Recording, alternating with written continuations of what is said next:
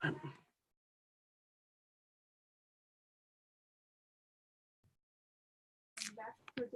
particularly if you don't want jobs like if there are tasks, we can put them into our file. But once we have identified and prioritized issues from here, we will move them here into Jira tickets.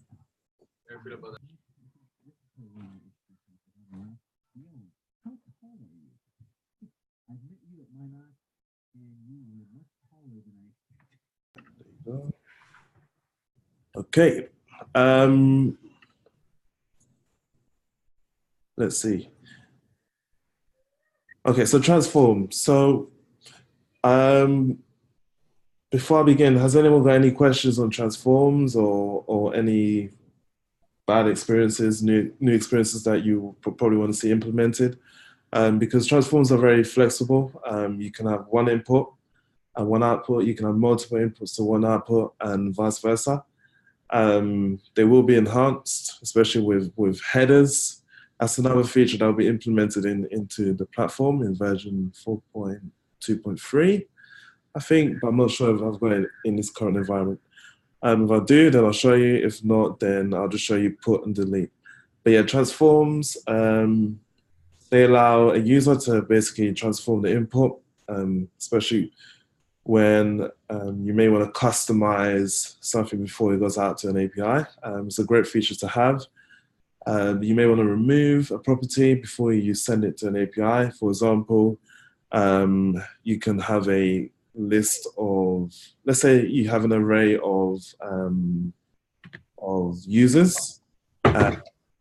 You wanted to remove a user before you send it to an API for whatever reason. You could do that using transforms. There are multiple ways of doing it. You do have all access to all of the blocks available, just as you will have it with a business rule.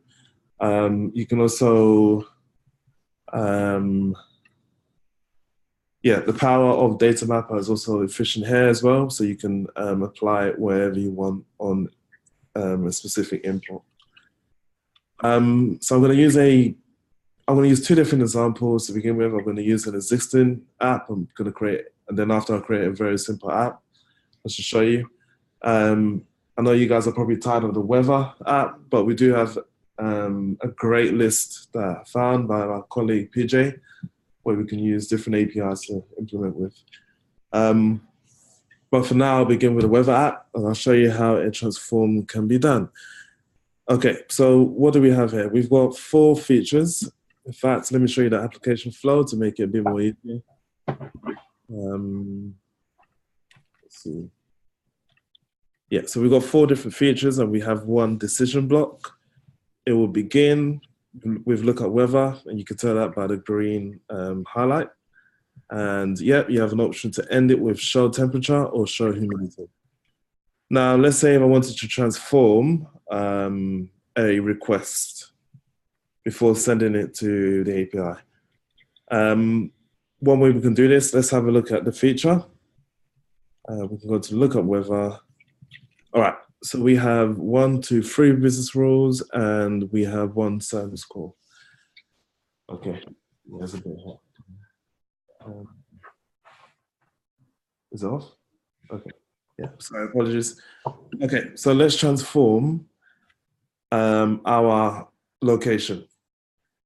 So we have 2 steps. We've got get city weather, and we have the weather request. We've got my location, which probably has some validation on there. Just to remind ourselves, let's preview and see what's going on. Okay, that wasn't meant to happen. What I've just done there, I've previewed our application. Sorry? Hello? Yeah, so an hour and a half. Hi, Killian. What's up? Hello? Yeah. Oh. Yeah, I think someone needs to go mute.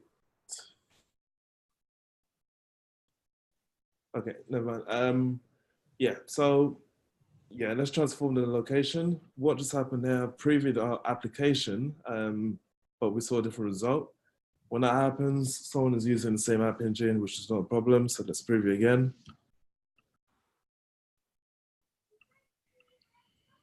Okay, a bit weird. Now, just as I mentioned, there are upgrades being done on this environment, so you may experience issues with preview. If that happens, I'm just going to try and work around it at the moment. So apologies for that. I may need to log in and log out. Let's try again. Preview. Okay, better.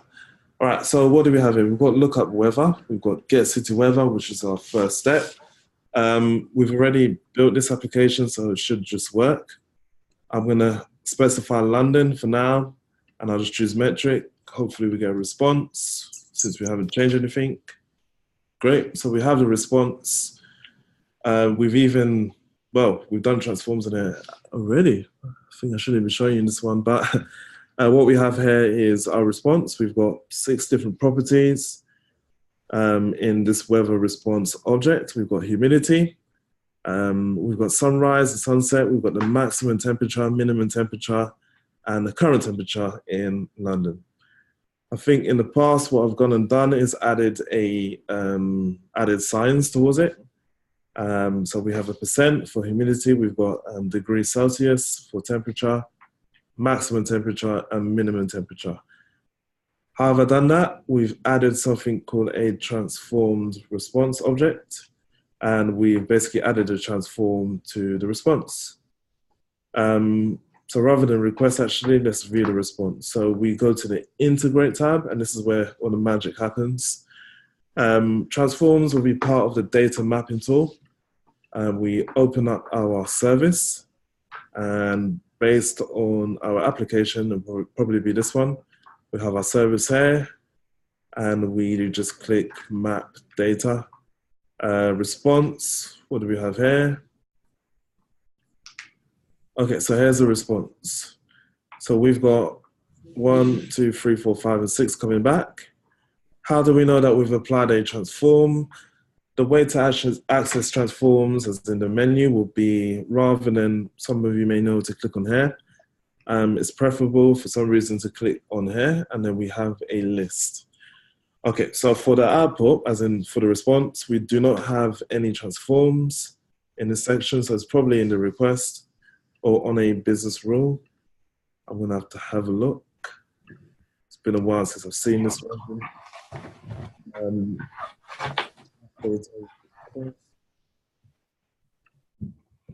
Okay, cool. So what I've done here is I've added the signs on a business rule. And this isn't the way to do it, it's just an option. But you do have the options to do this as well. Let's have a look.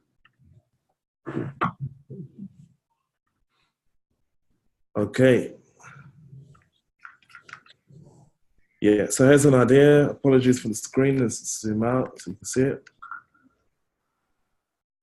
So here's an idea. I basically use a rule. Now let's do the same with the transform menu. And rather than doing it on the step, we've got to do it in the data mapping tool. Okay, so let's switch back, integrate, choose our service provider. We've got service, map data, and let's do it on the response. Okay, so how do I actually add a transform? So once we edit or map data, we click on transforms, and then the first thing that you'll see is there aren't any transforms yet.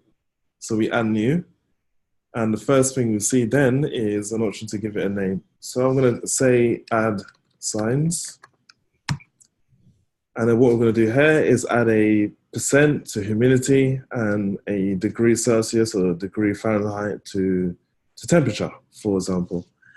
Now, based on our mapping, let me close that for now. So this is basically a one-to-one mapping, as in you've mapped one input to an output. Your input and output properties in your transform will depend on your type of mapping. What does that mean? I'll show you. So I'm going to call this one add signs. And we have one input, which is the property. And this is basically, let's say, temperature. And we'll call it temp. It will be returned as a number. We even have an option to choose the type of input. And then here's one. For the output, we can now add it. And then it'll be a property, it'll be a number, or would it? No, since we're adding a sign, it would be a string, but let me check first. I'll just do temp output. Cool. Now you can save it. I think you can save it, but you'll get an error message. You do need to add your rule here. So apart from the usual block groups, once you scroll all the way down, what you have here is something called input output. And yeah, the output will be converted to a string. So it needs to match your output in your ADM property because it's a response that will be coming back from the API and it'll be assigned to a string in your ADM. So yeah, you do have the option to choose a type, but it needs to match your output. Okay, so we have our input, temp, and then we have our output here. So something needs to go in between. And what we can do is figure out how to do that. So we want to add basically degrees Celsius. Forgot how to do the little degree sign.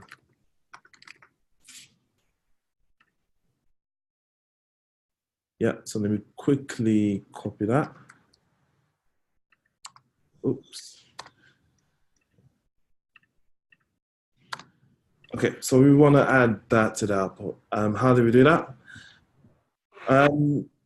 One way to do this is to use the text block because we're basically creating a string and there should be a block available that will combine two different properties or text blocks together. So let's check on that. And yeah, what do we have here? We've got create text with. Once I hover over it, it says create a piece of text by joining together any number of items. So yeah, rather than calling it blocks, you can call these all items on your canvas. We can also use variables. So if you manage to create a custom variable, you can also use it here. But yeah, let's use the input, which is temp. And then let's use the, let's concatenate these two basically. So we've got temp and we've got degree Celsius.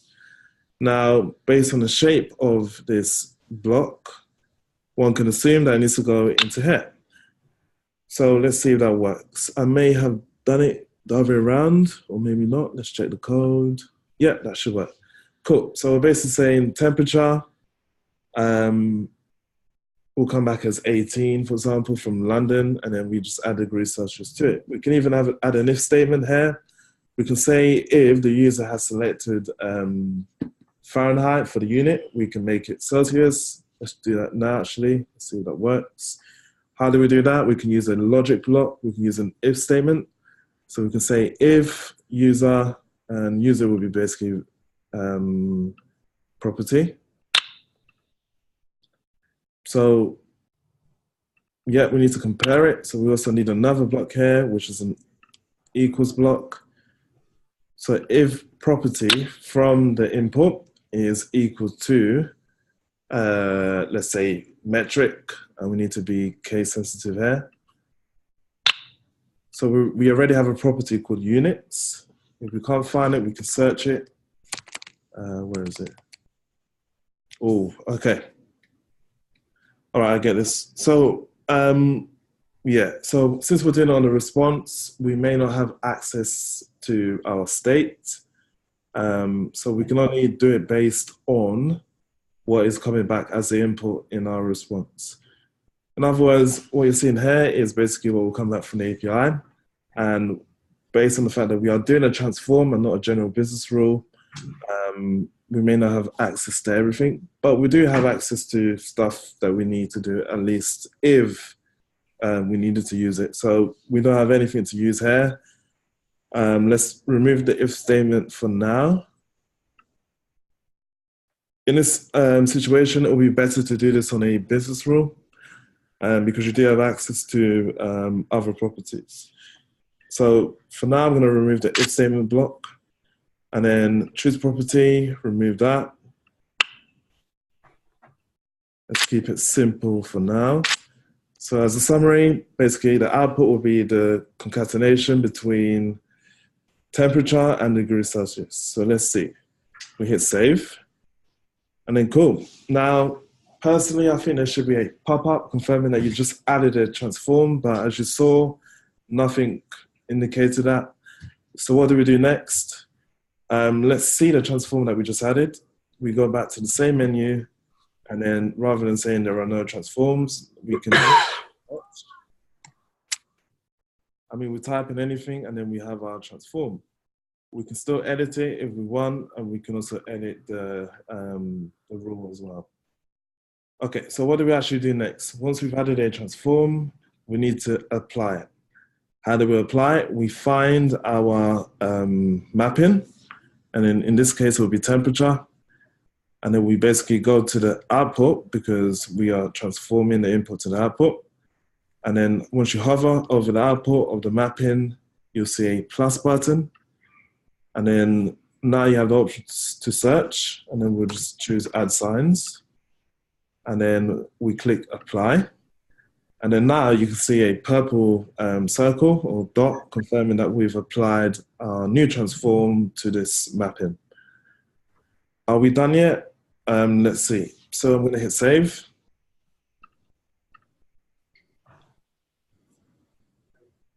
And then let's disable the business rule because it'll clash with each other. One tip to disable a business rule is to do this. There isn't no disable checkbox, but one thing you can do is, okay, so what do we have here? We've got a create link with 4 different services. I want to disable append signs because I've got all of that here. I don't want this to be active. How do I disable it?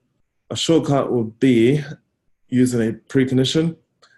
And then rather than leaving it blank, what you can do is basically add the Boolean of false. So if false, then service is executed. Preconditions only validate if it's true. So if you specify as false, then it will be disabled. So that's one way to disable a business rule. There are other ways, but this is probably one of the quickest ways. In favor, there should be a checkbox that you can click on to disable a rule.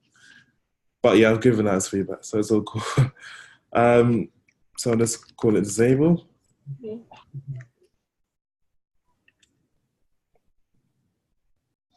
Cool. Now we can leave it there and we can preview.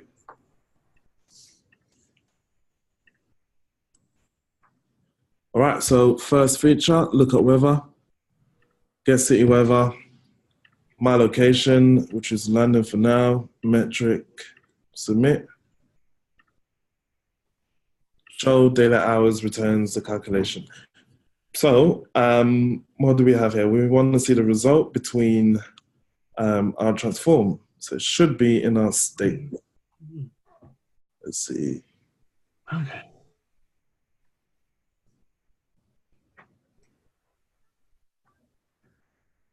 Okay, so let's go back.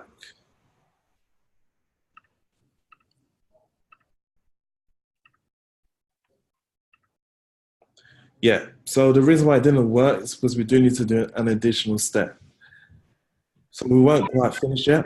Whenever you apply a transform, you do need to actually click on that purple dot and then do an additional step.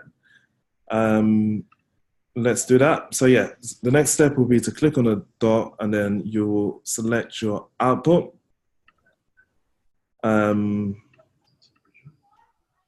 Yeah, but I don't know why I can't click on it.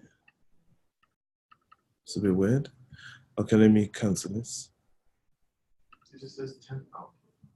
Yeah, but I can't click on it. That's a bit weird. Let me check it. So I think the reason why we can't click on it is because we are trying to map a string to a number, if that makes sense. So we've mapped a number to a number, but so we're not trying to map it. So basically we've created a transform which converts a number to a string, but our mapping states that we've mapped a number to a number. So that's the reason why it's disabled. If I was to map it from, let's try another one actually. So we take, let's map it to another string. Okay, that still won't work. Okay, so I think the reason why is because we have a type issue. So let's try another thing. Let's change it, edit. So rather than creating, let's say, rather than adding a sign, let's try and multiply it. Let's return it with a number. So I'm going to remove that. Let's get rid of that.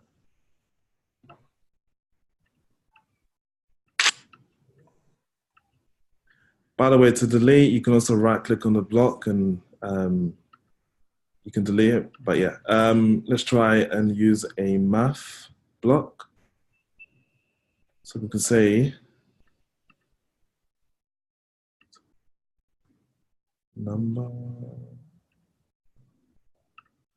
Okay, I'm going to do 1 times 3 equals 3 and then specify it with the output. Because we mapped an input and output, we do need to use both the input and output, but let's see what will happen if we just use the output.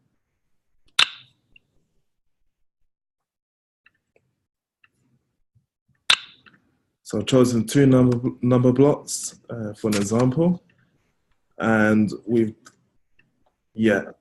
so it wouldn't let me because we've specified that we do need an input and an output. So what we can do is use the input of temperature and then multiply it.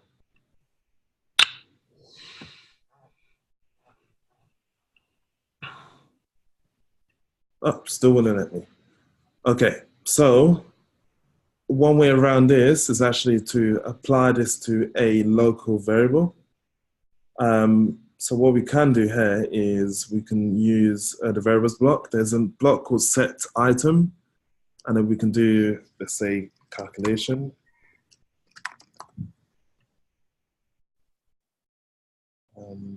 Or what we can do is,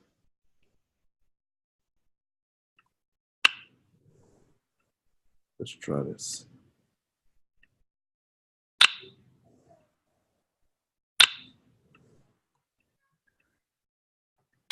Yep, there you go. So we've used a local variable to get around that. For some reason, we couldn't apply the operator block towards the output. But based on the code, it makes sense. So let's see if it works. We hit save. Could impact more than 1 mappings. Yep. So so now that we've done that, we've changed it. We need to reapply the transform. We choose, and then we do add signs, apply.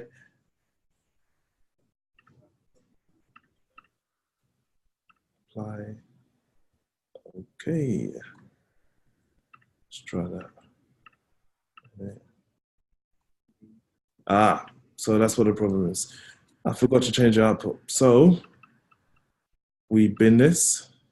I may need to start again. Let's try again.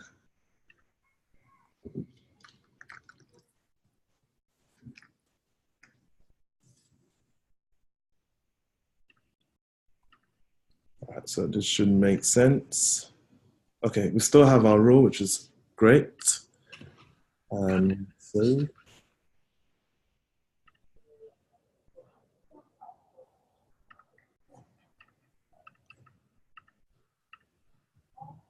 no. Okay, so what's the problem here? Let me cancel this.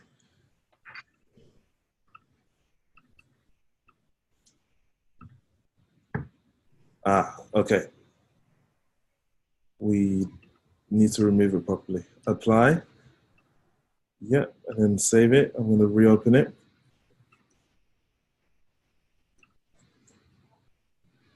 Cool, so we drag to connect. We then reapply it. This should work now. Apply. Yeah, there you go. It's probably a browser cache issue.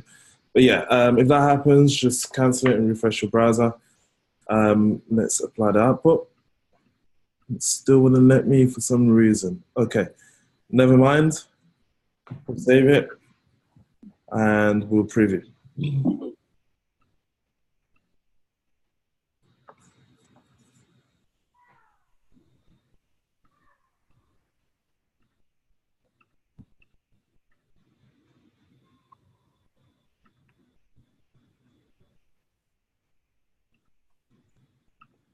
Okay, let's check the state.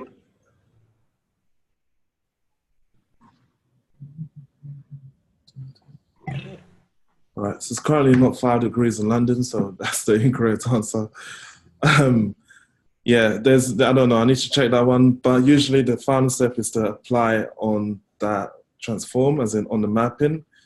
I'm not sure why, maybe someone can help me here. I'm not sure why it's not letting me apply the output. But yes, once you have the option to select this, once you apply it, then it should do the transform. There may be a type issue, so I will get back to that on that one. Okay, but I do have an example of this transform or where we've used it. So let me quickly find it.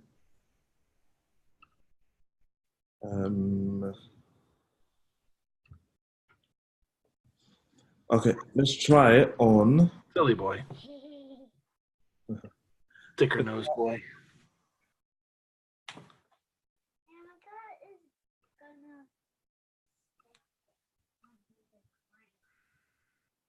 Response.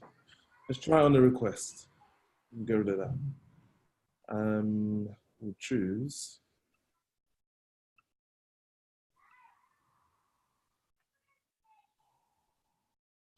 Okay, very simple one. Let's make our location all uppercase. So we'll do exactly the same thing. Add a new transform. We'll call this one make uppercase. We'll apply an input. If we've mapped multiple inputs to an output, we do need to apply more than one input here, otherwise it wouldn't work. We'll just choose this one. We'll call this input 1 and output 1.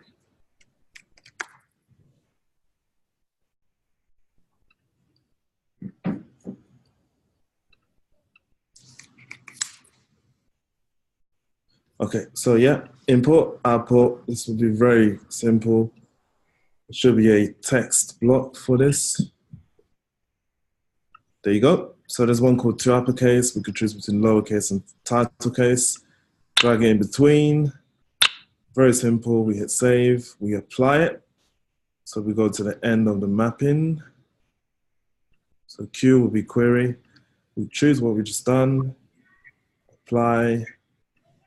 Then apply the output. Okay, so this works because, I don't know, maybe there's a bug.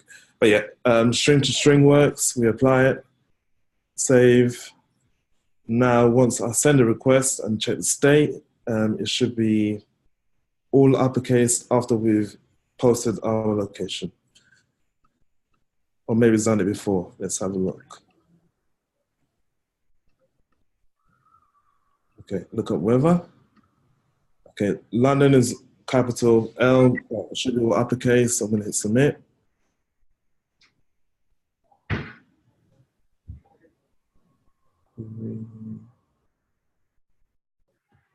Okay, so the reason why you cannot see it is because we basically mapped, so that was a bad example. We basically mapped the request. So the API will receive London all in capitals, but we wouldn't receive it all in capitals because the API would have received it. But what should happen is because we have it in the state, it should be all in capitals.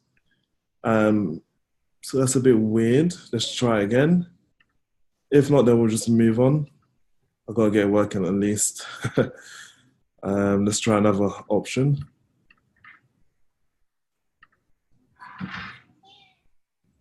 Error while configuring the method. Okay.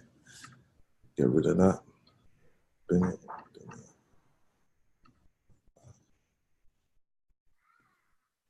All right, let's try it on the response this time. But we'll choose a string rather than a number.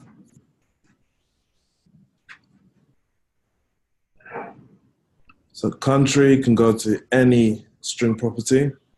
country would probably be GB. If I put London, let's try again. So we go to, by the way, you can also access the transforms menu. I wouldn't recommend to add a new transform from the actual mapping because for me it doesn't work. The best way to do it is to do it through here. Again, it may not be that clear, but whenever I've done it in the past through adding it to here, I don't know, it probably applies just to that mapping. But if you do add it to here, it will apply it globally to your application. And then we add it from here. Okay. You're all ready to go, right? You've got your lunch and everything? Let's call this one country. Property.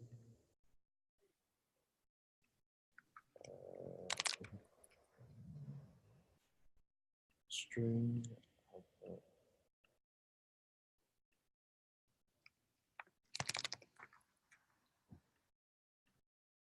Cool. So we have input and output. Again, very simple. Do exactly the same thing.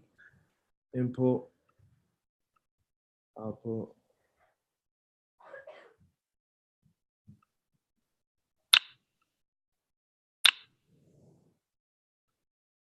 We'll do lowercase. Based on let's show you the response from Open Weather Map. I'm assuming it will return a country all in uppercase. Let me just check.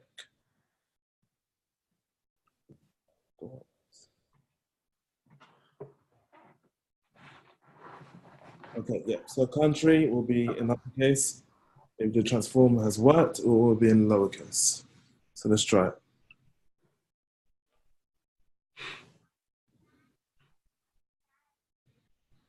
So what do we do here? Country, response decision. By the way, I could have created a new property called country, but I'm not bothered to do that now. So I can use any other string, but we can also see the result in the state. Yeah, may affect the journey, but we haven't gone that far. Okay, so we choose country, apply, and then apply the output.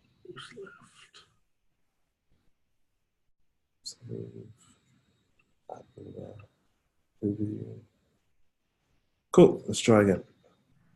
So we'll do it on the response.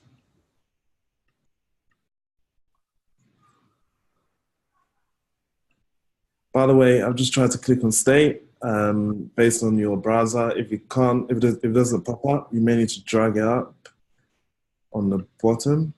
But yeah, there you go. So response decision, what actually came back from the API, or what should have came back is country in GB, so Great Britain. But now that we've applied the transform, at least I've got this one working, it's all in lowercase. Again, may not be the best example, may not be enough proof, but yeah, I've applied the transform, there's no error messages. Rather than returning it in all capitals, it's returned it in lowercase. So that's a very simple example of how you can use a transform on the response. The request can be a bit tricky. I tried it on the request to see if it would make it all uppercase, but it didn't. So I think this is because what we're seeing is what the API doesn't see. I don't know, I can figure out on that one, but yeah, that's basically simple transform. A more advanced transform will be depending on the mapping rather than the actual rule, because obviously with roughly you can do whatever you want, but what if you have multiple inputs to one output? What if you wanted to join multiple strings to one output? You can actually do that. You can actually map multiple inputs and output. Let me do an example. I'm not going to apply the transform, but I'll show you if it's possible. We've got to remove it first. So to remove it, you click on the dot and then apply. It will cancel the mapping, but we need to apply it back. What did we do? We did country to response. Knock it off.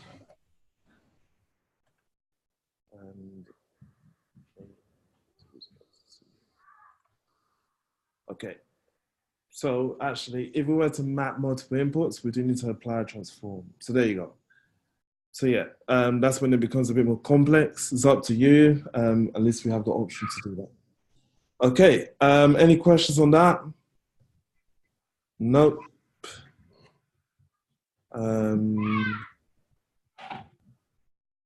Sorry, David, I had to mute you. Apologies. Cool, so we'll move on to the next part. I think I've shown you this already. So we can also view the state outside of Journey Creator. Let me quickly show you that. Just give me a minute.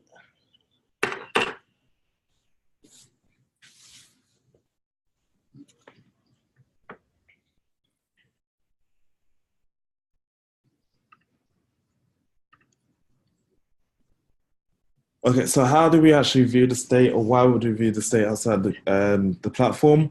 For example, we have a front-end tool called Lumen, and if you wanted to eventually take information from there for a custom API implementation, for example, how do we actually access it? Now, it's not straightforward. We do need to have access to a URL, and I do have it saved. Basically, there is an App Engine state. Here's an example of one that I've visited quite a while ago, but it doesn't exist anymore. We basically need to match this URL to our current environment. How do we do that? The best way to do that is to actually preview. And once we check the network, we can have an example or have a guess on how to do that. In other words, there's no button to generate this URL. We need to manually configure it. To help you, you can preview your application on your current environment. And what we will see here is a GET request to App Engine, and that tells us how we can access the state. So to begin, the first thing you will see is App Engine as the prefix. Then you will have your App Engine ID. In this case, what do we have here? We have 1003. And then we'll have our environment, then we'll have our cluster, and then our domain. The next part will be the actual state. We do need this part to actually reference the state. And the last part will be the journey ID. And how do we get this ID? We can get this through previewing a journey. Once we submit, for example, I'm going to go back to where we were. Once we submit any feature or anything to begin the journey, let's choose to look up weather, get city weather, metrics, submit. Once we have something in our journey, under CWS-ref, which is basically the journey ID, we copy this and then we append it to the end of the URL. Of course, when I hit enter, this wouldn't work because we aren't on the correct environment. And yeah, we just need to change the rest of the URL. So how do we do this? Let's do this now. Network, we grab pretty much this point, as in our host, and we replace it with that. And that should work. Yeah, there you go. So I've currently previewed the journey in Journey Creator, but at the same time, I'm viewing the same state, as in the saved state of our current journey inside the browser. So this allows someone to basically access this on the front end or wherever else, and then use the information here where needed. So that's very short, but that's basically how you can access the state outside of Journey Creator. Best thing to do now is I'll probably bookmark this and I'll send it across. But yeah, moving on. Okay, so last week I didn't talk about the CDM and CRD. At the moment, if you guys probably have used it, we don't really use it that much, and we should really be using it, especially if we are sharing a similar amount of data. What do I mean by that?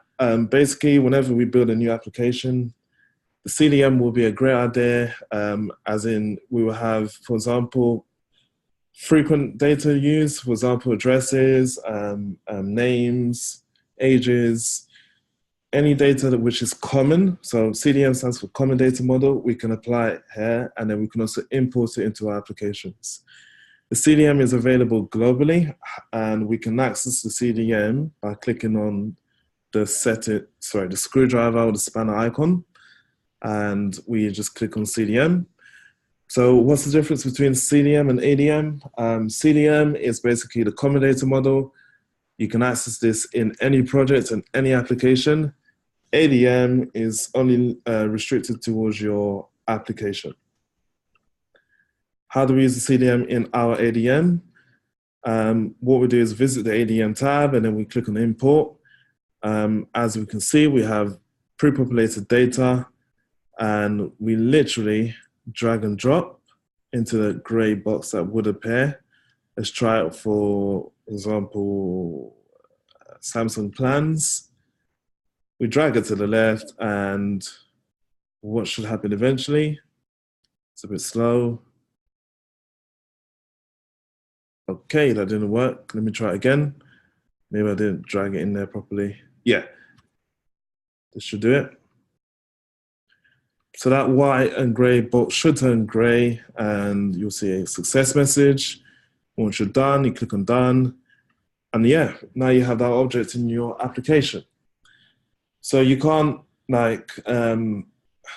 basically with your ADM, you can't extract an object and use it in another application by literally, there's no option to do that. The one way to do this is using the CDM. For future usage, we do recommend to build your ADMs inside your CDM first and then import it. If your application gets corrupted or deleted, at least you have a reference to it. When building a new application, the ADM is probably the largest part. So I think going forward, I do recommend to use the CDM, but not the CRD. The reason why is because the CRD actually doesn't work. And you can probably guess what the CRD does based on the name. CRD is basically the Common Reference Data Model, which is basically similar to the ARD. You can, let's have a look actually. So we've got CRD, we can still create our new folders, constants, lists, and tables, but as you can see, when I go back to the ARD, we don't have an option to import. I think that was just missing. It is on the list. The option is there to create it, but not to import it, which obviously is pointless because you can't really use it. But it has been noted, and yeah, there must be a reason why it's still there. But just to let you know, that's basically what the CDM and the CRD is. Does anyone have any questions before I move on? Nope. Okay, cool. All right. So yeah, last week we managed to, of course, connect to an API. We did this using the Integrate tab, which is basically behind the scenes called Shadow Streams.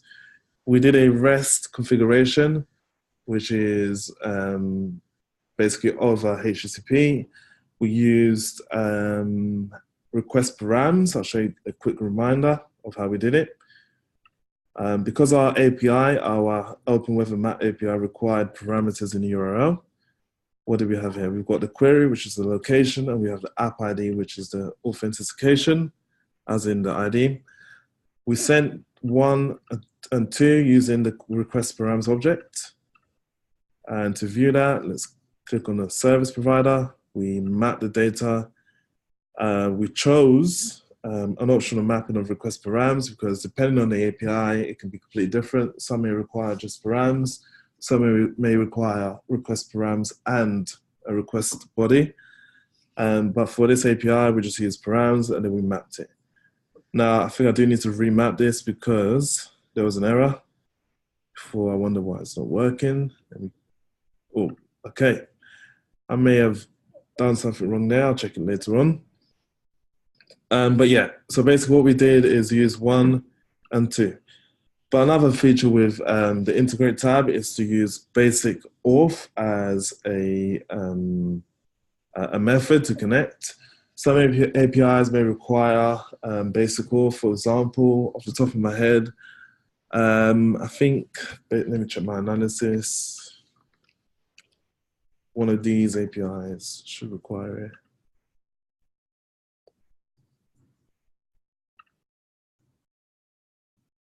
I think it was.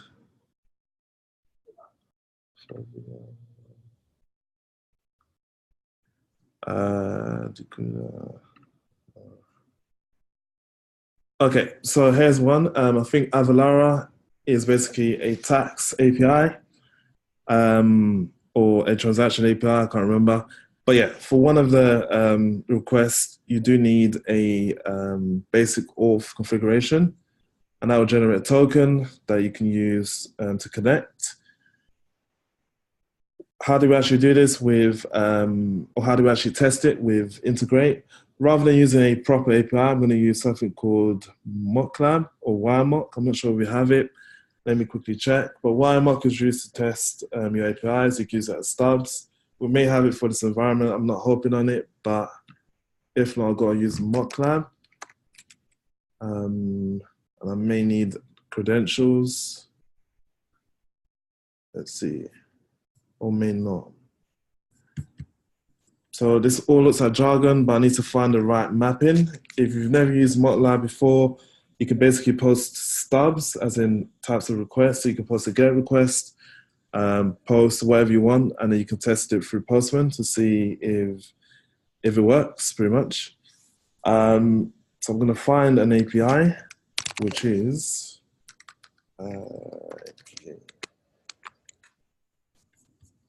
nope, not that one. GCB trading. Wow. Okay.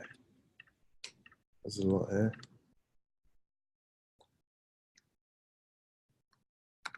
Okay, apologies. Let me just find this quickly. Don't know why there's so much. Trading.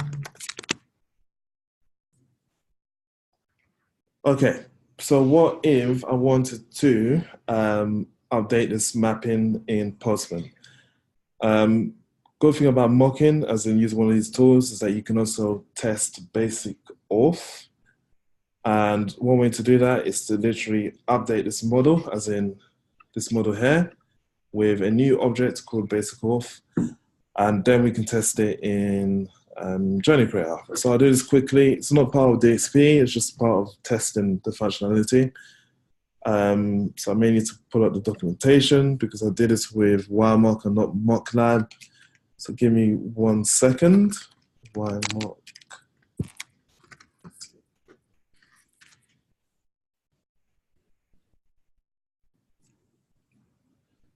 So yeah, as a summary, basically I can do this with an API, but I do need to configure it. Since we already have a journey in Journey Creator that is connected to this mapping or connected to this MockLab thing, it will be much easier to demo basic auth. All I need to do now is add it to the mapping so we can test it. Okay. All right, let's see if I can do that.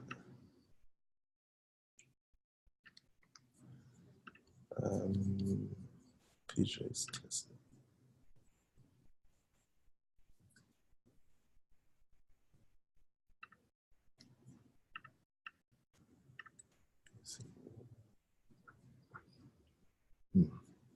Okay, it may not be there. Let me try another one.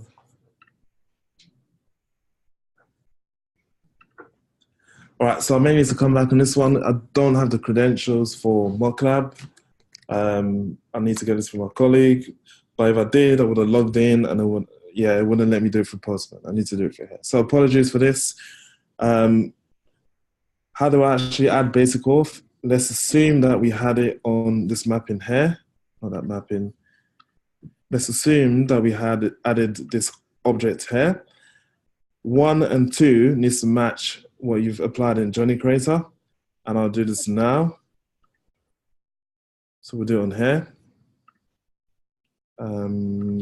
So what do we do? So we go to integrate, we go to authentication, and we go to HTTP basic auth. So we choose our provider, and we have an example here. Let's add a new one. We can call it anything. We can call it basic auth 2. Let's get rid of that. Get rid of that.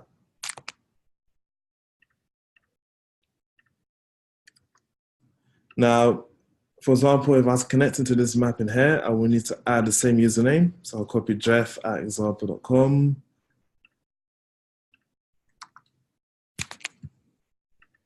And yeah, horrible password, I'll copy that too. We hit save. We need to apply this endpoint. I don't know why it's in here, but we need to apply it to our service. So for example, we can edit and we see our endpoint there. Let's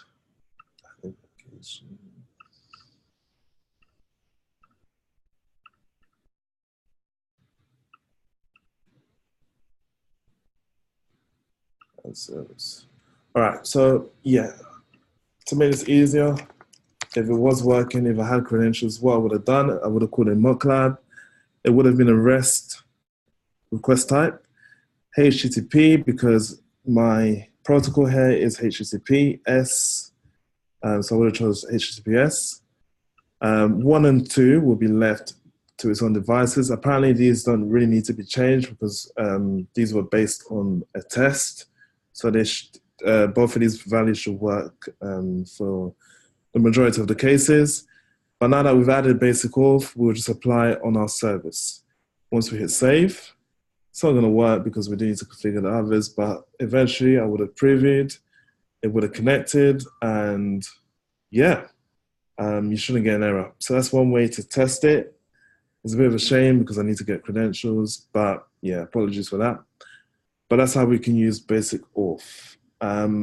If I go back to the actual API, which is Avalara, and load it.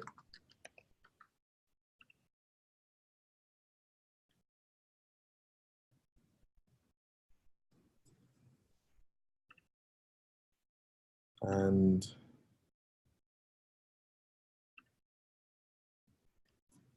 all right, not that one.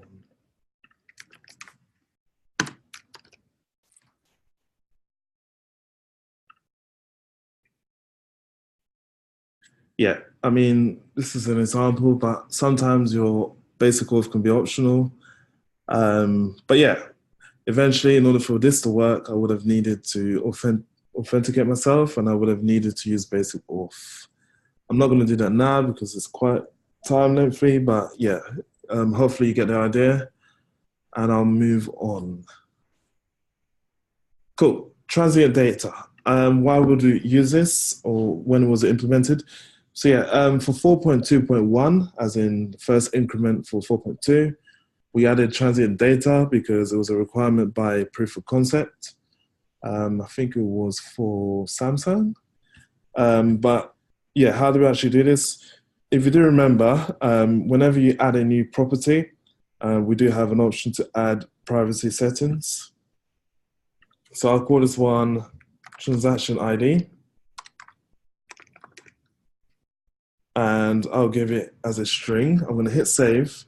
Now, let's say the API or the client didn't want this information to be saved, and that's where transient data comes in. We have the option to either keep this ID in a journey, or we have the option to either let it pass through. What do I mean by that? If I was to edit, and then we have the privacy tab, by default, it will be set to public, and a new addition will be basically the scope, so where the data can go to. The default option will be journey. So basically, when you enter this information, it will be stored in your state, if that's the correct explanation. I'll show you how it works. But if I do change it to pass through, once I enter the information, once I submit a post request, it doesn't get stored in the state. Why would you use this? There's different reasons. For example, for security, you don't want to keep specific information in your journey. And then, yeah, you just want to get rid of it. We can choose pass through. But for now, I'm going to do journey. And in fact, I'll use an existing property to make more sense. So rather than house kitchen, I'll use our current weather app. We'll do choose response. Now we'll do look at weather. And on our first step, I'll make the location pass through.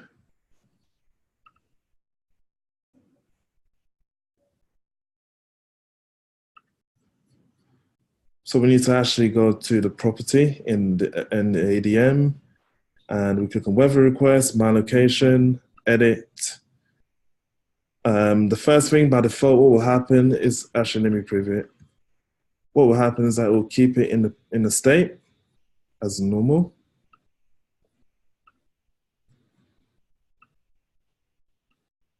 Okay, I have a bit of a bug here. Look at weather, get city weather. We'll do Bridgewater, New Jersey.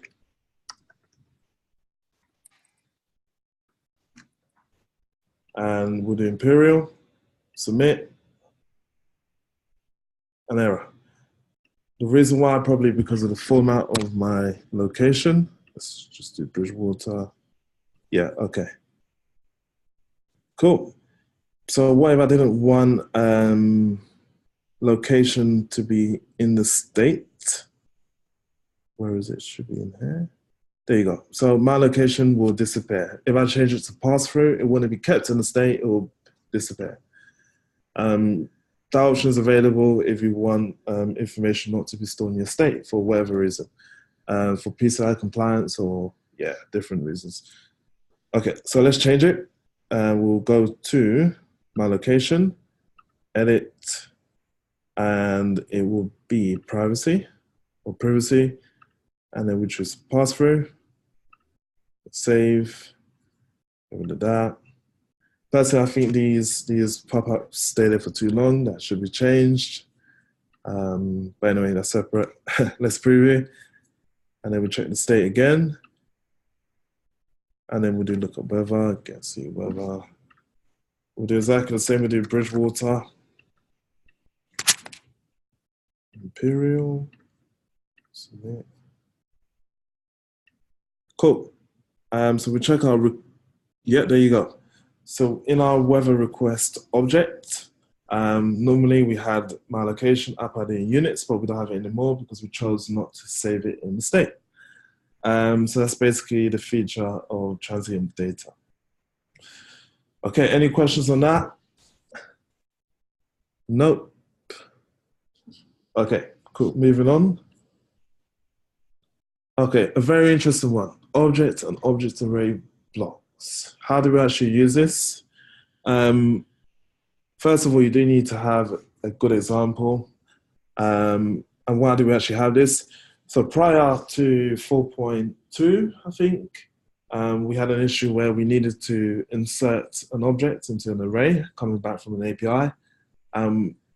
Because we liked the functionality to do that using Blockly, as in the tool, the puzzle tool, I'll call it, what we had to do is convert it into Groovy code and then apply the rule for it to work. Now, the whole point of Journey Creator is to be a low code or a no code platform. So thankfully in 4.2, we added 2 new block groups. We added an object array block and an object block. People have used it, but some people don't know how to use it properly or are confused on how to use it. So let me give you a quick example. So I'm going to switch applications to House Kitchen because this is our largest model. We've connected to multiple different APIs. One of the APIs that we've connected to is BT, British Telecom, and part of that journey is the address search. So what will happen is that we enter a postcode and it will return an addressed list.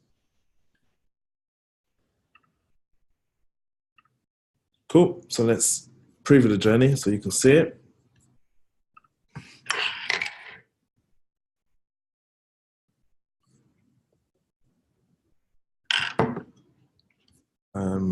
Now I forgot where it is. Okay, so where are we? So basically BB stands for broadband, SIM-O stands for SIM only, as in just a SIM card deal, and UP as in up stands for upgrade. Now, the journey with the address search will be in the broadband journey, and it will be this feature here, check availability. So I'm going to click on that. And yeah, we've got quite a bit here. But this API call, this service here, is actually connecting to BT, and it'll be this journey.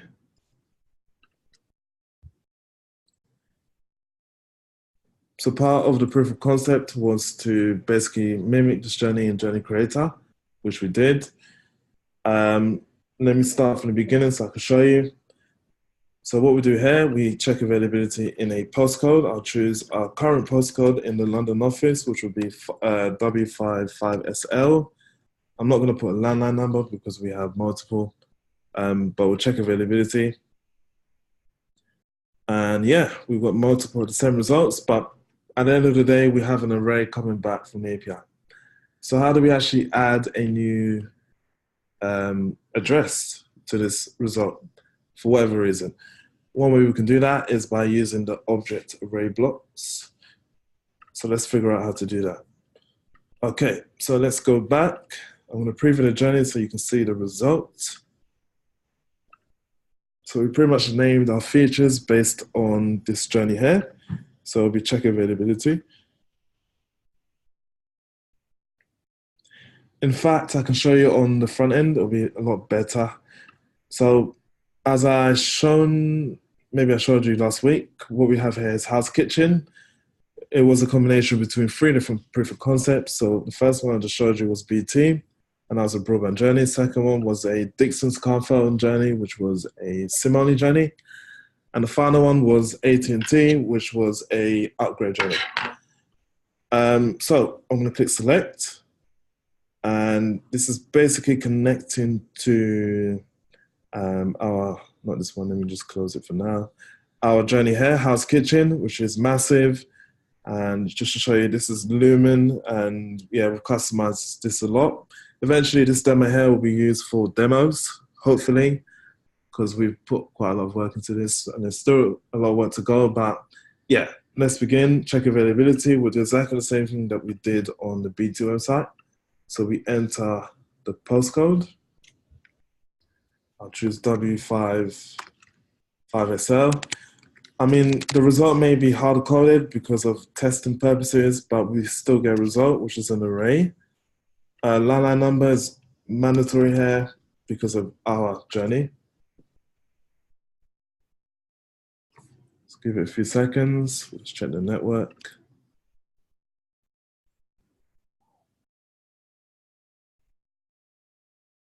Okay. Taking longer than expected. Let's try it in the back end. So check availability.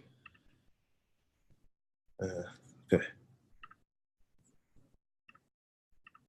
Again, I mean, there are doing updates to this environment, so I do apologize for any hiccups. Let's try again.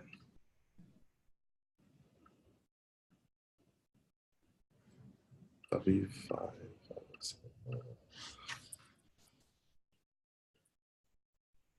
Cool, so we've got a response. We should get on the front end as well, maybe not. All right, so in our state, in our response, we should have it in the addresses array.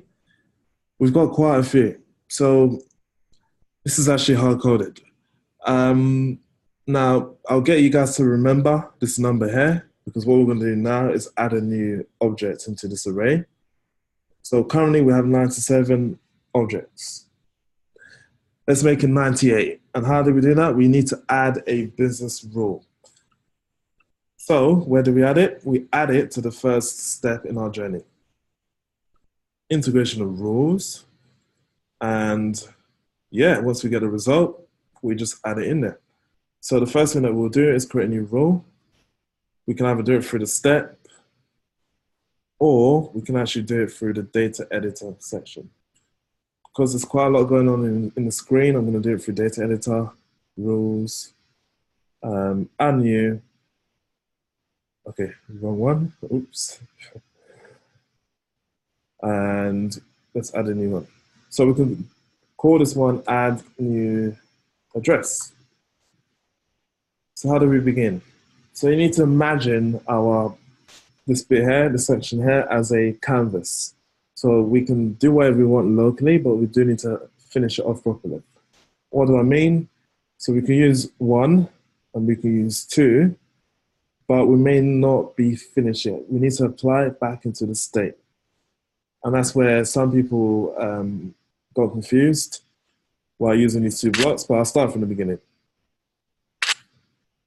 All right, so we need to create an object locally. And we also need to create an array of objects locally, an object array. And we need to base it on our step so we can actually make changes to it. So our object can be called address. And our object array, which is basically the addresses coming back from here, could be called addresses. And we want to add a new address into our object array. So let me rename that. Too many S's. Cool. So will that work? Nah. We need to do more than that, obviously. So what do? So we basically want to choose this block here. So our goal is to add a new address. So we have multiple different blocks. The first one will create the actual object array locally. And then the second one will insert an object at a specific position inside the object array. And the third one will be a for loop for every object inside a specific array, do something. Let's insert a new array. A new object. So we've created our object locally. And one thing we can do is access this object. We can't literally drag this and place it here because we've basically used this block to create the object. So how do we actually access this new local object? We need to go into variables. Variables have items, and once you have some sort of item, you can choose from it. This item block is all local. As you can see, when I click on the drop down, we have our address. Now we can insert the object. Now we need to do the same thing. 1 and 2 is separate. We basically use these 2 blocks to create a local object and a local object array. Now we need to do the same for addresses, our object array. So we go to item and we choose from the list, we choose addresses. Now this makes a bit more sense. Now we can drag it under. So create objects called address, create object array called addresses. In object array addresses, insert object address at number. Let's do the last position. Now, are we done? One can assume so. Let's try it. Well, I mean, we're not done. Basically, what we need to do here, where is the actual address? I mean, yeah, we can reference addresses, but we haven't actually selected the ADM. So I'm going to do selected address. We'll choose that. And for our array, we just choose that. So we need to apply it to the right type. Thankfully, it blocks out the others because they can't be assigned properly. But yeah, this makes sense. I'm going to select addresses. So now, create object address as selected address. So I need to actually add information to selected address. Create object array addresses as addresses. If this doesn't make sense, I'll show you when I preview. And then in object array, insert object address at last position. Now, one can assume that we're done, but let's test it. Cool. So what I do need to do for this to work, I need to actually add this selected address before we get the result of addresses, if that makes sense. We need to actually add our new address so it can be added to the array coming back from the API. And this is temporary, so I need to remove this after. What we do is choose selected address. We need to add some sort of information in there to make the number go from 97 to 98. And then once I've added the information, it will run the rule. Cool. Now we've added a rule, we need to apply it to our link. So we apply it to the create link because it will be executed as soon as we post. Sorry for you. Yeah, so let's do that now. Add a new service.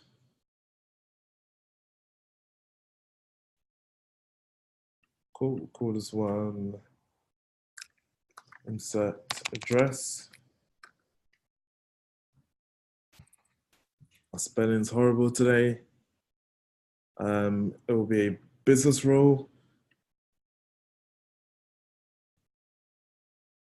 Add new address. We hit save. Okay, now this wouldn't work because we do need to actually reorder our services.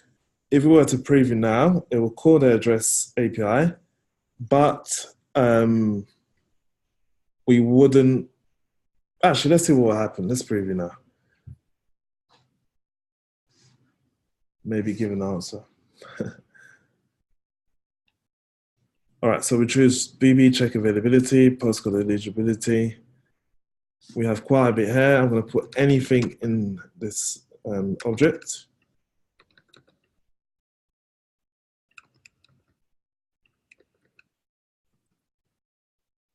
Cool. And we, of course, have to specify a postcode.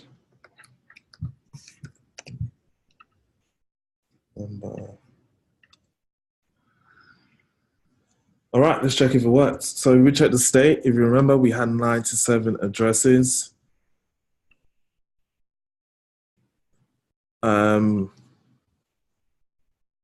we've got selected address, but it doesn't actually show the addresses array because we specifically didn't add it to the step. But I mean, it should be in the state. But as we've seen, if I minimize all of this, we still have 97 addresses. I can even scroll it all the way down to see where we added it because we specified to add it at the last position. But if I scroll all the way down,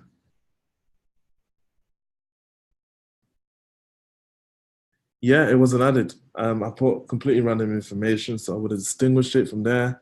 But yeah, we still have 97 addresses. So why is that the case? Let's check our rule.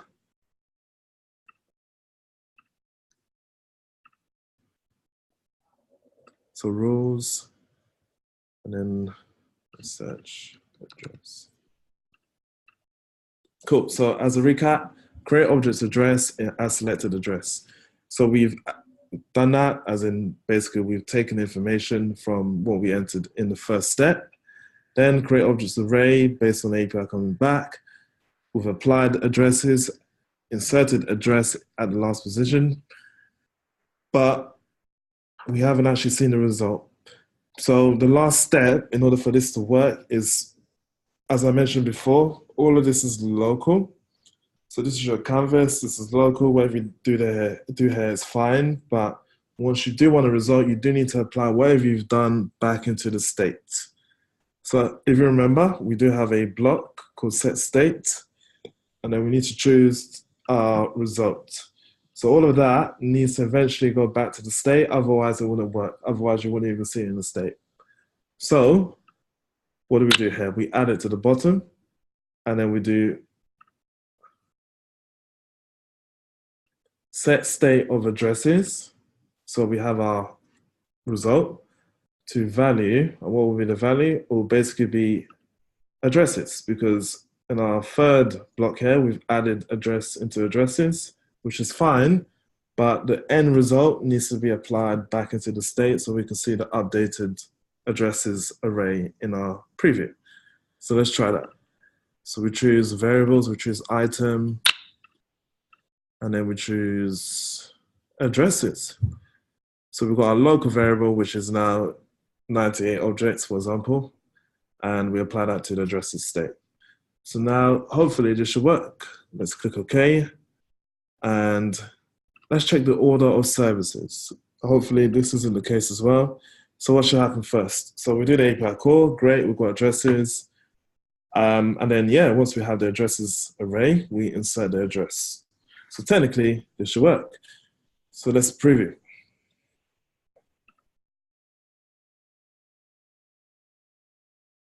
If it needed to be reordered, if you remember, we can literally drag to reorder while editing a step as well. So we can reorder our services as well. But let's check if it works. Okay. What do we have here? Forgotten already. Yeah, BB check availability. So postcode eligibility. We'll put anything here. I'm actually going to make this easier. I'm going to copy and paste test.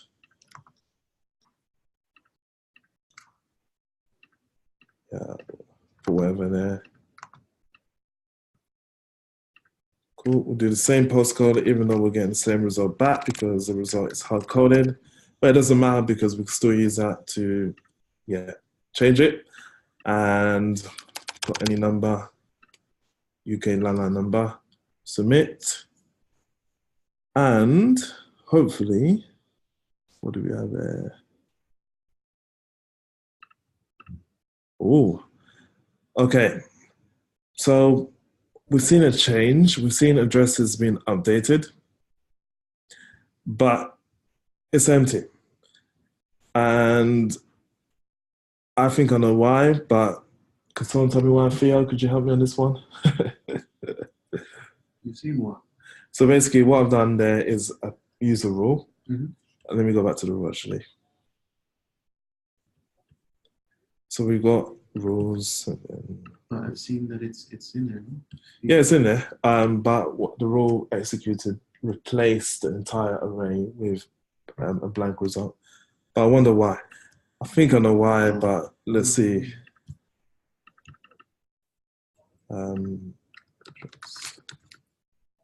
Because is it addresses is an array, right? And Yeah. you replaced it. I think you replaced the entire array.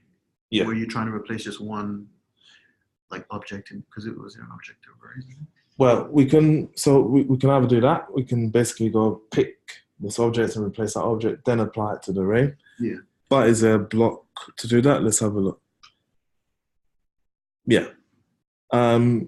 You can do that. With the same block, you can also pick the index and you can replace that. Makes the work. But what we've done here, we've added it to the last position. So let's see. So we created an object locally, address. We created an object array locally, addresses. In object array, addresses, insert object at last position. Cool. All right. So this should work. Let's try the first position.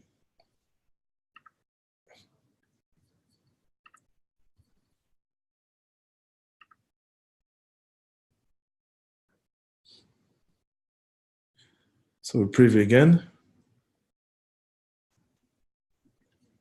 And we'll go to, let's check availability.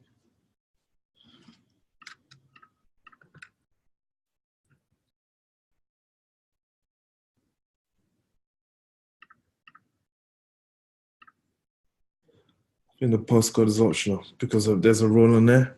But let's check the state again.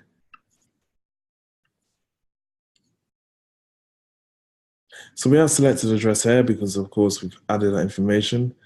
It's replaced addresses, but we have no properties. Okay. So I think the reason why this doesn't work is because it hasn't, well, so what we've done here, let's check the step.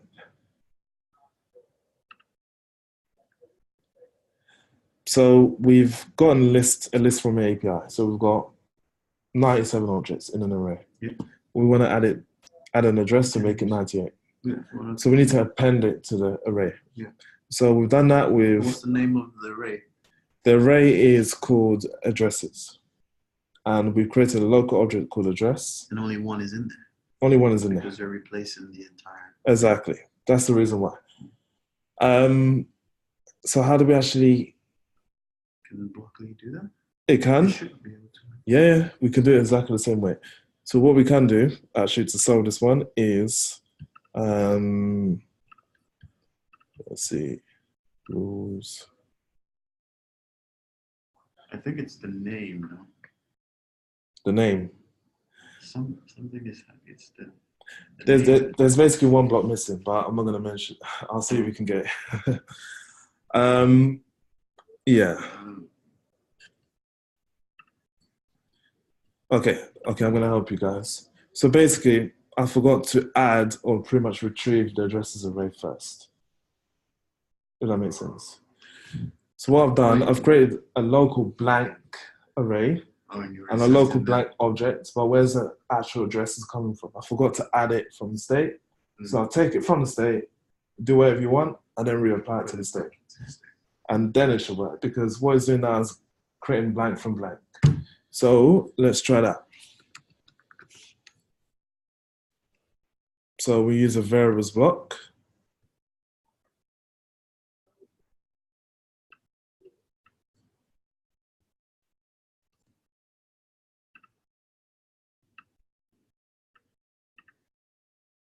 So what we can do is set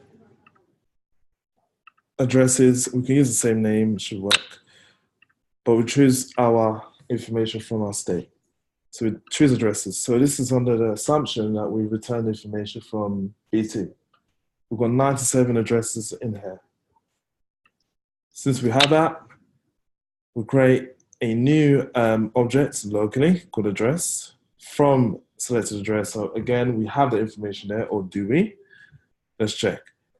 And then eventually create a local object array, and then in that object array, apply addresses into addresses. To avoid confusion, I'm going to create, rename this variable to state addresses. And then from addresses. So we have the state address. And we have the selected address, which is great. I need to make one more change here for this to work. So we created a local array so we can change it. And that's state addresses.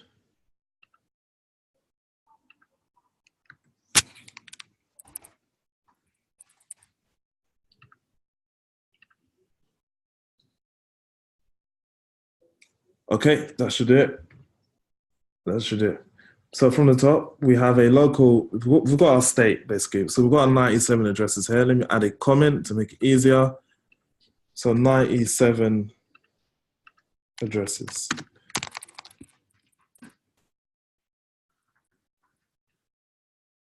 Cool. Get rid of that.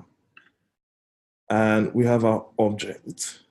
So we have our local object, which is basically the information that we entered as selected address. So we did this before connected to the API. So we have random data. We've got an object. Question? On the third one, Yeah. create object array, state addresses as addresses. Yeah. So we created a local version. Yeah. Of state array, state addresses, sorry. Okay. Yeah. I know it's the same name, but it should work. Okay. And then in object array, we have state addresses. So we want to insert this local 97 addresses, insert this new address object into there at the first position. Let's do it to the last position now. And then once we are done with all of that, we set it back to the state. If that makes sense. Yeah. And then let's see if it works.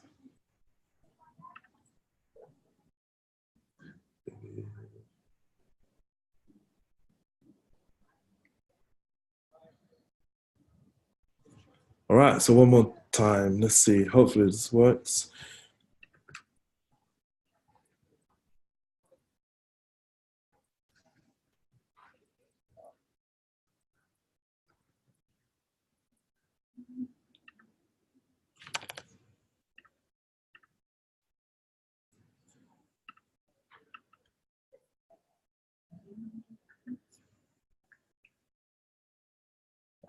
Okay, so addresses is still empty. Not a problem. I think the issue here, sorry? You sure it's not because it's the same name? It thinks that you're calling that same. It's either that or one, this can't fit into the new array, selected address. Yeah, because we have in the result, what do we have here?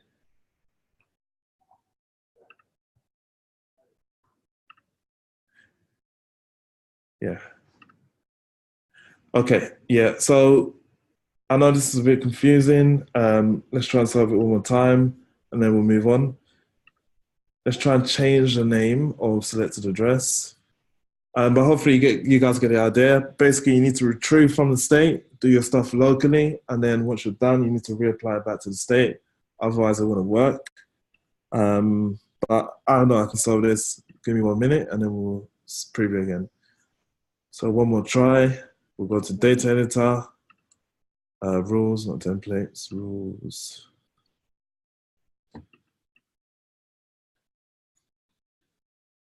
Okay, so set.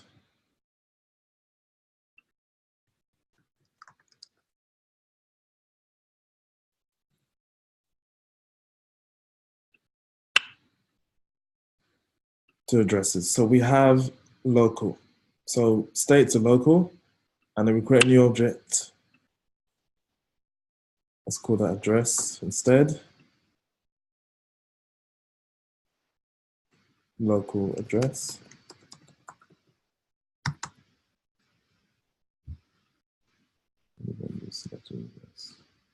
Did the first one be set state?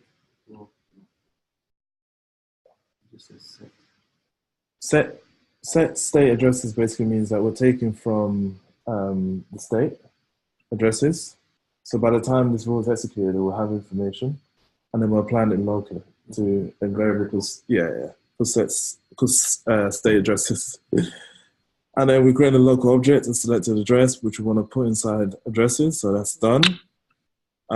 Because we do need to edit this addresses, we created another object array called state addresses. And we basically need to do this. Local address needs to go into state addresses at the last position. We'll do the first one. And then the result of state addresses, once the new object has been pushed into the array, we set the result back to addresses. And then we should see a result. If this doesn't work, then yeah, I need to come back on this one. But hopefully you guys get the idea. Click OK, and then we'll try again.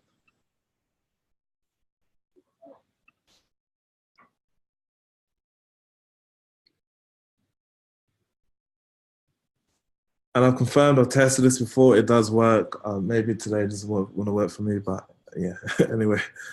Let's try one more time. Okay.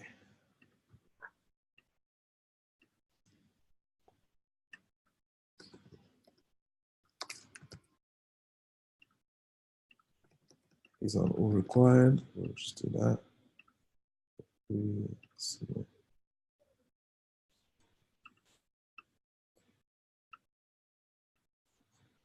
Okay, never mind. Okay, so yeah, maybe next time I'll show you a working example, but that's basically how you do it. Terrible example because it didn't work. Apologies. But yeah, I've tested it before. I can send you guys a working version if you do request it. I just need to find it. But yeah, from the state, local, then back to the state. That's basically how we can use the objects and the object array blocks. Have you got any questions on that one? How long have we got left? We've got 25 minutes left. Cool. All right, let's move on. Okay, so I think I may need to end it after this one because, or what we can do is have question and answers in general based on your experiences of Journey Creator so far. The next and final one will be separate from DXP, but what we have here is CMS integration. So we can actually connect our model to external CMSs such as Contentful and .cms. Maybe in the future more will be added. I may have shown this before, but I'll show you a quick example of how to do that. What we have here, let's go back to our weather application. So let's choose DXP Trading.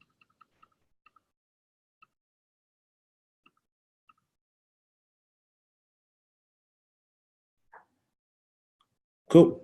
So I'm going to add an image of Donald Trump to the first step of our journey. Yeah. To do that, I basically need to find the image. So in Data Editor, we have an image property, and I'm going to show you how you can use that. Basically, 1 and 2, text and image, will be used with a CMS, and currently we have Contentful linked to Journey Creator. So let's create a new property called Donald Trump. And give it an empty description. We'll choose the image type. How do we actually use this? Once we add this image property to our step, we have the option to select an image from a CMS. Very simple. So we add Donald Trump to look at weather because that's the first step. So we'll go to get city weather, edit, alien library, integration rules. So yeah, I'm going to choose Donald Trump, drag it in there so it gets added. Okay, go do that again.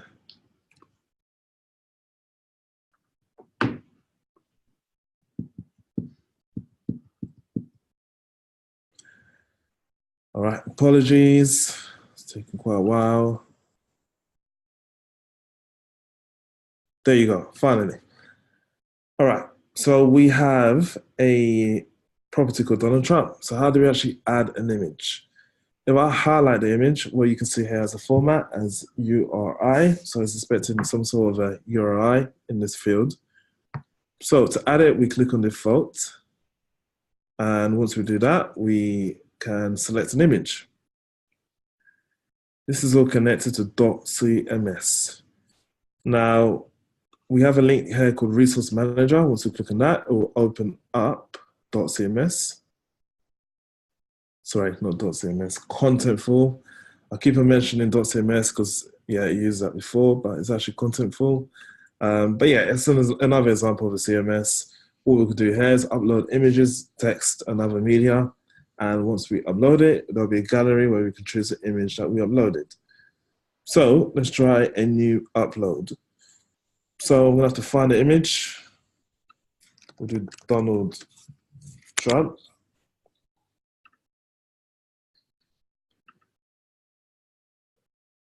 There you go. So save the image. We can either reference the image by URL or save it as a local image, then upload it to our CMS. We'll do the upload. Once we have it on our machine, on the top, we've got media, and there's quite a few here. Add an asset, we'll do a single asset, and we can call it Donald Trump, or we may not even have to. I think once we actually upload the image, we'll pick the name from the file. There you go. There's the president uploaded. Pick the name, download. We can call this one Trump. And then we'll publish. Now that it's published, we can actually select it in our journey. And we go back, refresh. There you go, we've got Mr. Donald Trump. Select image. And yeah, we'll put a preview in here just to show you where it's coming from. We can also select it by URL, so I'll show you that. Other source, it may give you a message for security, but yeah, we can also reference the same image. I'm gonna do another one. We can do Avengers, Endgame, for example, images. And yeah, I'll take the main image, copy the URL,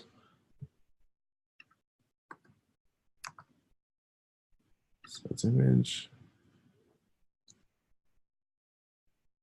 That may not have worked. May need the actual URL, not the Google one.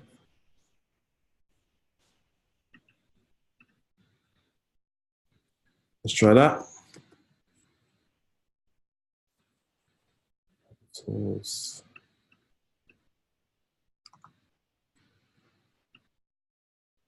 There you go. All right, we'll hit save.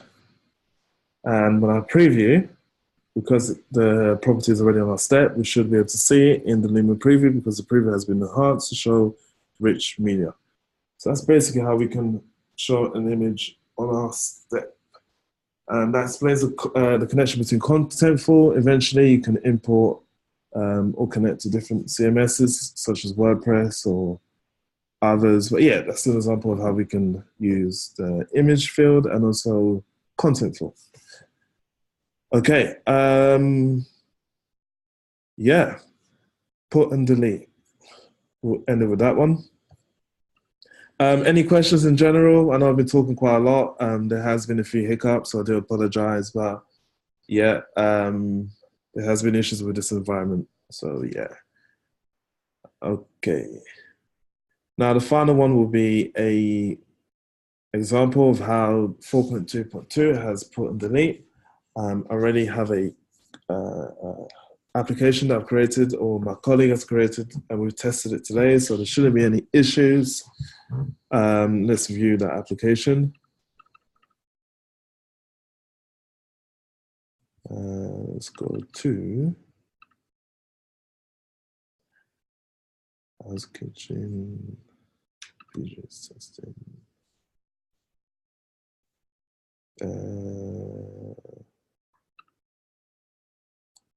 Okay, I'm going to change the work stream. Hopefully I've gone through work streams. Have I gone through work streams? Yeah, okay. Well, Okay. a little bit. Okay. If you guys have any questions on work streams, please ping me, so I'll cover in the next session. Let's see. JSON storage. So we have a feature here called JSON storage. JSON storage is a simple API that we have connected to test put and delete. I'll show you how that works.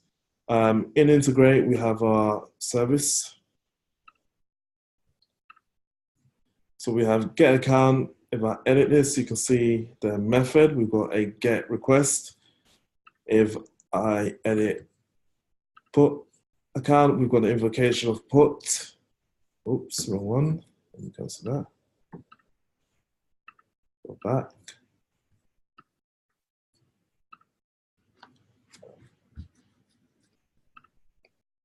There you go. Previously, we only had get and post, but now we have delete, get, post, and put. I'll show you how that works, and delete will pretty much be the same thing. All right, so let's preview. And then we've got JSON storage, get count. Now we do need to give it information just to show you. No, it's not get account. We need to add something first. So we add an account. We can call this one my name. Password will be my name. ID will be 1. Once we hit submit,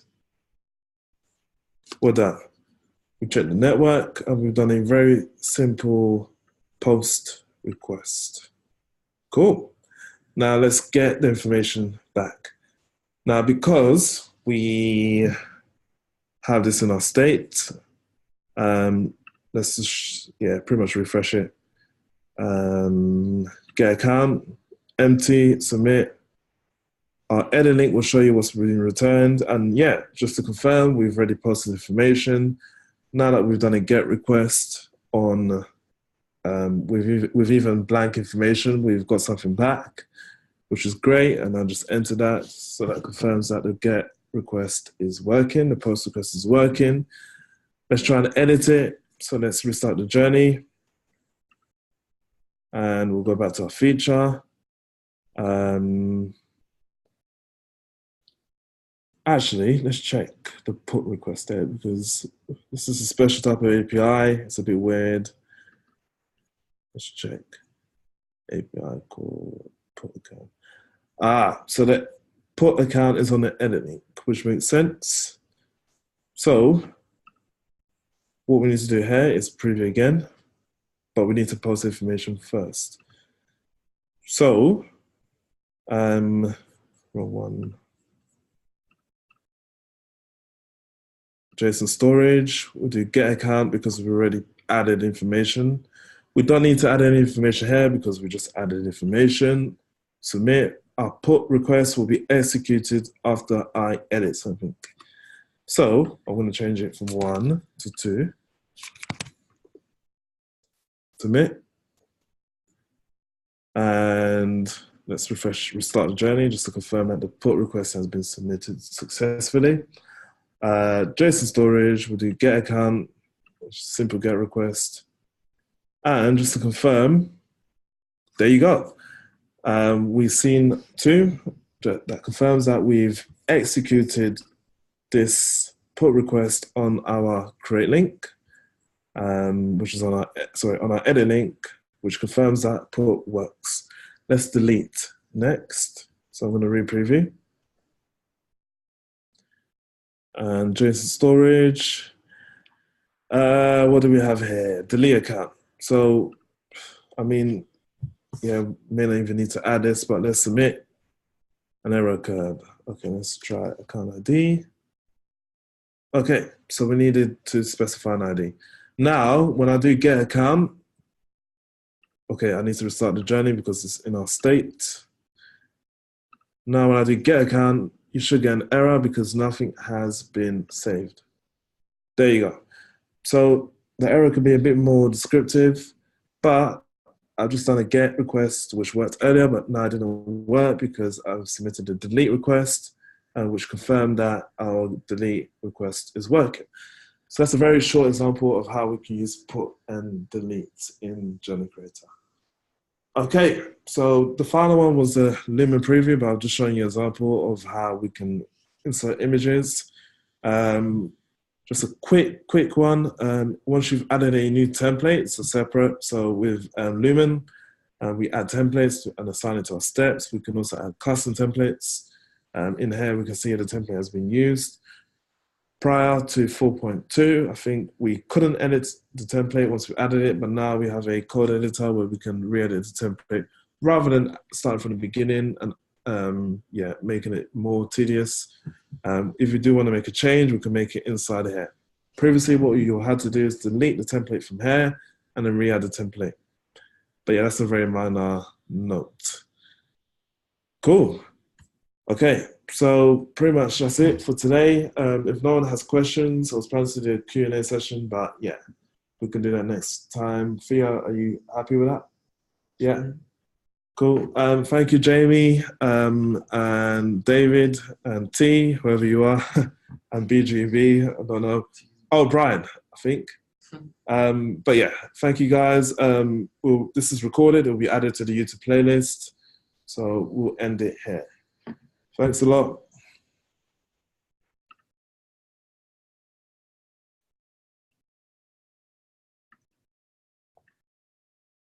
T's Theo, right? Yeah. There you go.